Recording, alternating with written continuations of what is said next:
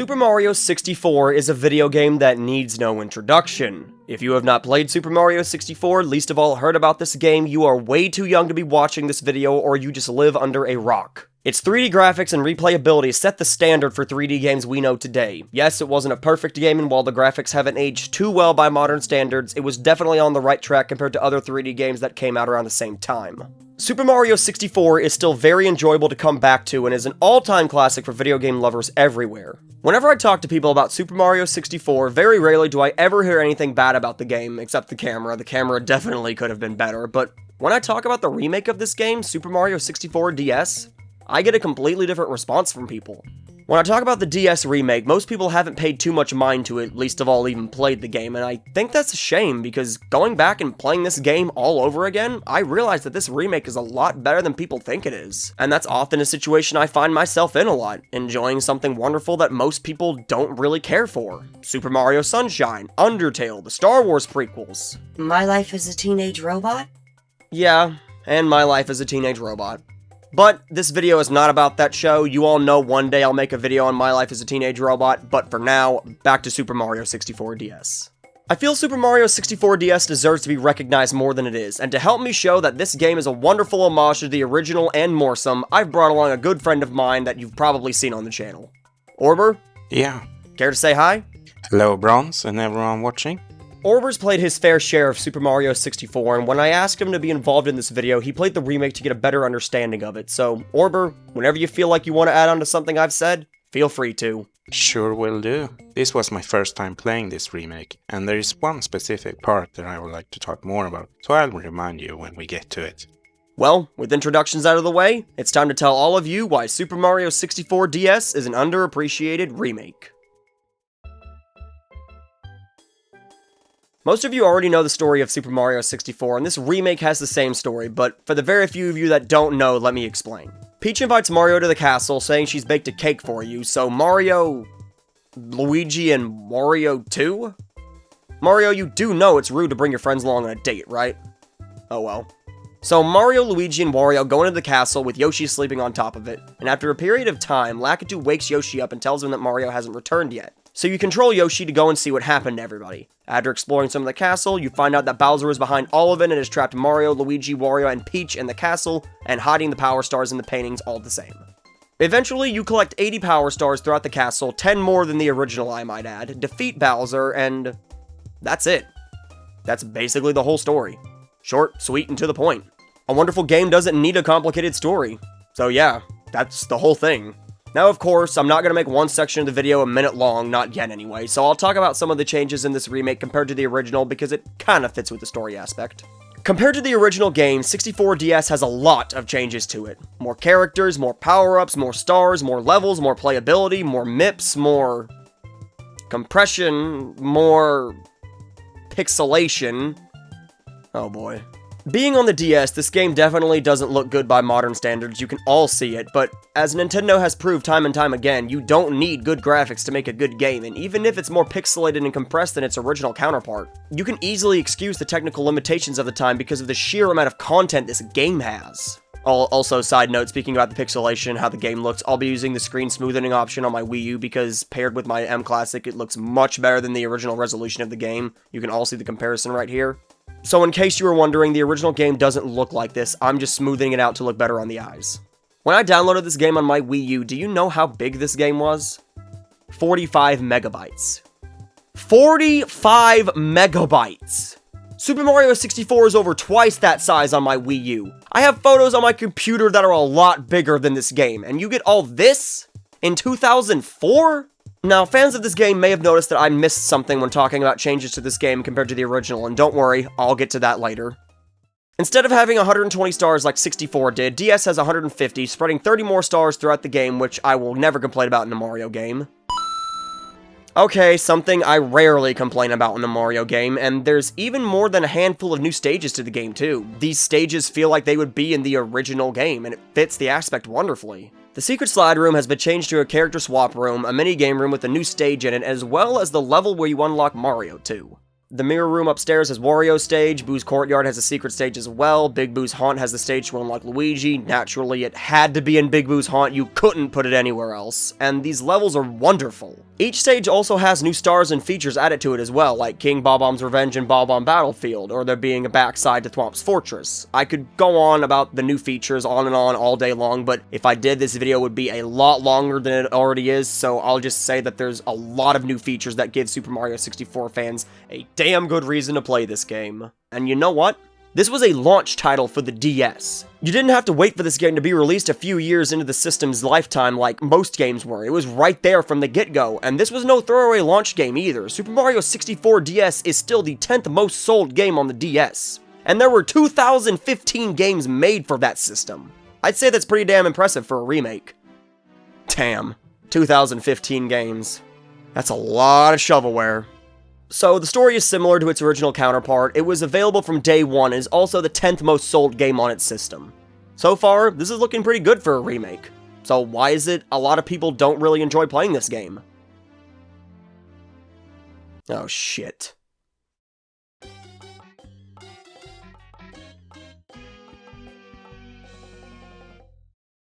Alright, I'll admit it. The D-pad sucks for this game. Like, a lot. It sucks more than the Smash 4 main menu, and that's saying something. One of the biggest complaints for this game is the fact that you have to use a D-pad for a 3D game. Yes, you can use the touchscreen, and while it isn't the worst thing to use, the D-pad definitely isn't the best thing. Especially when you're in the air trying to move in one specific direction. The biggest problem for me with the D-pad was Bowser in the Fire Sea, specifically this part. Once the camera shifts to the wall, you are fucked. You're going to have to take a leap of faith, and trust me, it gets very frustrating when it happens almost every time you visit this stage. I lost the most lives in this game to this stage, mostly because of this wall. Sometimes I had to take a break from this game because of the Fire Sea stage, and I mean that. So, needless to say, if you're going to play this game, know that the D-pad is going to screw you over a few times. Yes, it is unfair, but that's just how the game was made. Another thing I'd say that's bad about this remake is the quality of the game, but that can't really be complained about because, like I mentioned earlier, when you play older games, you have to excuse the technical limitations of the time, and the DS, while it was pretty good for the time, has a resolution of 256 by 192 on each screen. That's 49,152 pixels for each screen. That sounds like a lot, but considering the GameCube, Nintendo's main console at the time, had over 6 times the resolution of the DS, and it can do just 480p, Super Mario 64 DS has some pixelation to it, not to mention the compression as well. I mean, listen to this. Here we go! Yeah! Hey! As a huge technical person, it hurts a little bit inside to revisit this game and hear all the compression in it. Some lines don't even finish, too. So if you're gonna play this game, you're gonna have to accept the pixelation and compression, but if I've learned anything from retro-looking games like Undertale, it's that you don't need good graphics to make a good game, and God is Undertale such a good game. It is my favorite game to this day. Yes, I'm going against what I said in my 4,000 sub special, mostly because I played Undertale between these two videos, and damn, I wish I had played it sooner. One day, I'll make a video on it, similar to my life as a teenage robot. Hell, I'll probably make multiple videos on Undertale with different topics about the game, but enough Undertale, back to the topic at hand. So, aside from the pixelation and compression, this game is not bad because of its limitations. It's far from it, actually. With the limitations of the time, you get so much from it. Yoshi, Luigi, and Wario are unlockable characters in the game with specific abilities, too. It's a shame Waluigi wasn't in this game, but this was 2004, before Waluigi became the beautiful man we all know and love today, so I'll give it a pass. But it really feels odd that there's just a door right there with no hints in the game as to what it is, and when you finally unlock it, it's just another star. I wish they'd put Waluigi in the game, but what are you gonna do? Actually, when I was younger, I was really into Waluigi and Super Mario 64 DS videos on YouTube back in the day, and I was sad when I fully realized that he wasn't in the game, but at least he's treated better now, right? Right? All 4 characters have unique traits and downsides, with some stars specifically redesigned just for those traits. Yoshi can use Ex's projectiles, he gets fire breath from the flower box, but he has 0 power. He can't defeat the boos in the courtyard, and he can't even destroy regular blocks, but you can use all 3 caps from the other characters in the levels when you play as Yoshi, so he's not too bad to use. Our main man Mario is your all-around character for this game. His wall jumps are much easier to perform compared to the original. He can use the flower box to turn into Balloon Mario, and there's even some wing cap boxes for him too, so you can soar around the level as you please. There aren't really any downsides to him, but there's nothing too special about him. He's, like I said, an all-around character. Nothing else. Luigi is easily the most broken character in the game, and for damn good reasons too. His speed is unmatched, his backflip is broken as hell, he can run on water for a few moments, and he also has that low when you press and hold the jump button. I'm never saying that out loud again. With all of these traits, Luigi is easily the go-to character for beating this game as quickly as you can and getting stars that are difficult to get otherwise. Wario is all about power and that good-ass shuffle of his when he runs. He looks like he's on his way to get some mad puss. He can destroy black bricks along with most obstacles, knock opponents away like they're nothing, and even turn metal with the flower box, but that power comes at a cost. He's the slowest, least agile character in the game, and you can really feel it when you play as him. Because of these downsides, more times than not, I only played as him when I needed him for stars and such, but still, Wario's not the worst thing in the world. With these new characters also comes new features to the game as well. With this remake, you have more levels, more stars, some of those stars have even been changed to match specific characters and traits for some, and some were removed entirely too, with all 15 main stages now having 8 stars apiece. Most side levels also have a star or 2 added for more playability, and if you're stuck in a certain part of the stage, you can always use the caps from the other characters that have been put somewhere in the stage. This addition to the game made this one of the main reasons why people enjoy it. You don't have to reset a level if you have the wrong character, just find their cap, put it on, and voila, you're now that character.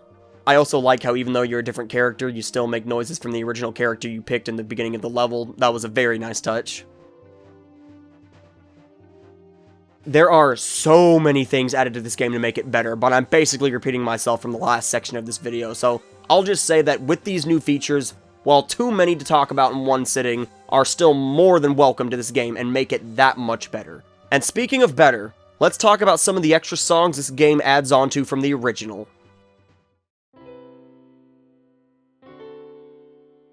This part is going to be a lot shorter than the other parts, but I still feel like it should be said nonetheless. The soundtrack still kicks ass. Not only do you have all of the original songs from 64, you get a good amount of new ones too. Balloon Mario, the Minigames select screen, Bob-Omb Squad, the Owl, Wanted, Bingo Ball, Isle Delfino, and the casino theme from Sunshine get reused in this game.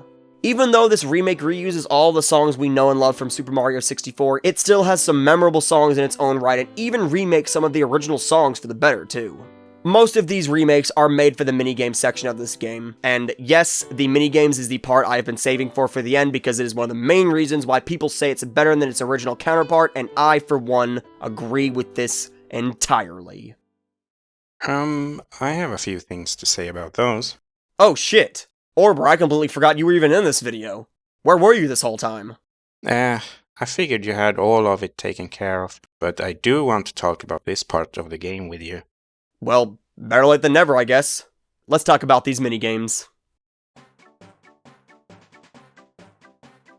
Most Mario games have some sort of side collectible. Super Mario Sunshine had those tedious to find blue coins, Super Mario Odyssey has purple coins, and Super Mario 64 DS is no different. But this side collectible is different. Instead of collecting a side item to unlock more in-game items, be it a different costume, stars, shine sprites, moons, you get the picture. You get minigames in this remake, and oh my god, are these minigames great. To unlock these minigames, you have to catch individual Mipses, rabbits that roam different parts of the castle depending on which character you're using, and with 28 minigames in total, you get more playability to the game by having to catch all of these Mipses, and you get some really good minigames to help pass the time and add on to this game. I played these minigames all the time as a kid, and while all are good in their own right, if I talked about each and every one of them individually, this video would probably be twice, maybe thrice as long. Yes, thrice is a word, look it up. So I'm just going to talk about my personal favorites that, similar to Orber, I'd like to point out. My favorite minigame for Yoshi has to be Wanted, where you search for a specific character within a time limit that gets increasingly difficult each level, giving you a little bit of extra time for finding each character. I guess it's true what they say. Great minds think alike. Wanted was my favorite of the Yoshi games as well. I got to 300, and by that point I was so good at this minigame that I didn't want to play it anymore because it got boring. Ooh, nice. I could have gone to 1,000 if I wanted to, so while it was fun, it only gets so hard. Still though, it's my personal favorite for Yoshi. Very impressive, man. The hardest to catch for me was always Luigi. Oh, I can certainly back that up, Orber. Even playing it today, I always had trouble with Luigi in this minigame. My favorite minigame for Mario is Shell Smash. Ah, same here. While Sword Explode is a very, and I mean very, close second, and it's honestly the better minigame entirely, it plays too much into my anxiety, so I have to give my personal favorite to Shell Smash. Yeah, that anxiety is too much. It is fun, but you do get overwhelmed after a while. This minigame lets you smash Koopa shells together to score points, and gives you extra if 2 green shells collide. Seeing 11 Koopa shells go nuts on 2 screens is somewhat satisfying to me, and I really enjoy seeing it every time I play this minigame. Sometimes it is the small things that can be the most satisfying. Luigi's minigames are the reason why I unlocked all of these minigames in the first place when I was younger, and he's easily my favorite category. For some reason, Luigi in a casino oddly suits him, but it's weird that all of these minigames are based on one thing while his counterparts seem to have minigames spread all over the place. Also, the Toad carrying drinks in the background is absolutely beautiful in its own right. I could probably make a decently long video on Luigi's minigames alone, but I digress. My favorite minigame for Luigi is easily Picture Poker, and it's even my favorite minigame entirely as well. I can't tell you how many hours I spent playing this one minigame, along with many other people that enjoyed watching me play it. That is interesting. I also liked a few of Luigi's minigames. My favorite is Pair, A Gone and On though, where you match same cards with proximity of each other. But I also found Picture Poker fun, as I enjoy regular poker. My coin counter was well over 5,000 from what I remember. Getting a 5 of a kind makes my day every single time I get it, and I'm pretty sure Luigi's minigames is what got me into gambling with cards in the first place. And lo and behold, here I am gambling with Pokemon cards, trying to get a big card out of packs to this day. If you consider Pokemon cards gambling, which I do to an extent. But regardless, I love all of Luigi's minigames and hold them near and dear to my love for this game as well. My favorite minigame from Wario is Psych Out. While I do love Slot Shot and Bingo Ball, Psych Out takes it for me because of this beautifully slowed down version of Dire Dire Docks you get to listen to while playing it.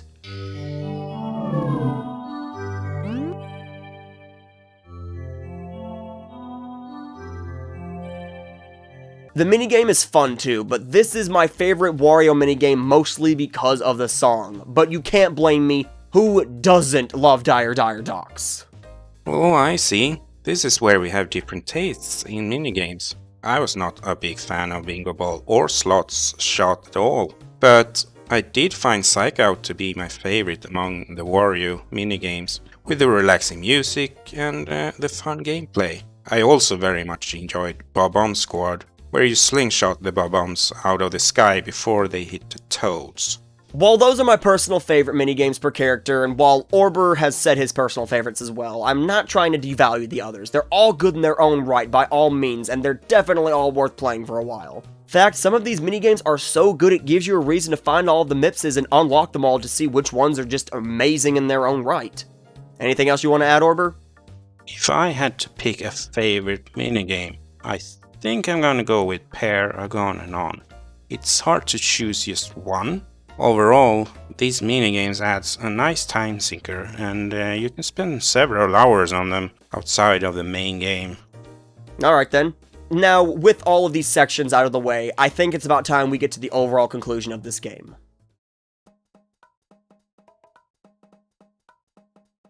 After going back to Super Mario 64 DS and 100%ing it, would I recommend this game to anyone? You're goddamn right I would!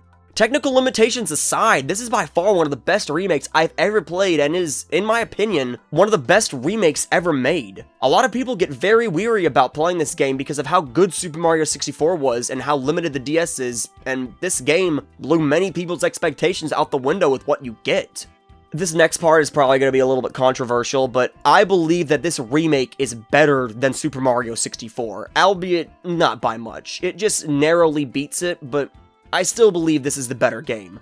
I see where you're coming from, and I agree that this game has a lot of things that the original is missing, you know? You can play as several characters, there is more content, there's the minigames and so on, but as far as the controls goes, I do prefer the original, but that's kind of about it. So yeah, this one is better overall. Sure, Super Mario 64 is the more iconic and revolutionary game, justifiably so, but I think Super Mario 64 DS is better in its own right with all that you get in this game, and that, along with many other reasons, is why I believe Super Mario 64 DS is an underappreciated remake. I want to thank Orber for being in this video with me. Always a pleasure. Thank you for bringing me along. And of course, I want to thank you guys, as always, for watching. Take care, and have a good one.